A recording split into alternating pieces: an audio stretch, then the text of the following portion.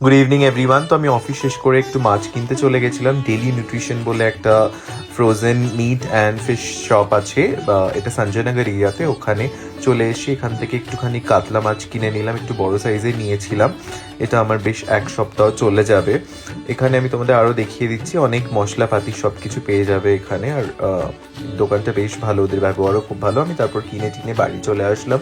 বাড়ি এসেই দেখা হলো বোবোর সাথে। বোবো একটু আমাকে দেখে এক্সাইটেড হয়ে গেল। তো আজকে রাতে ডিনারে ছিল ক্ষীরোদ কাতলা বানানো হয়েছিল, তার সাথে অ্যাজ ইউজুয়াল রাইস ছিল।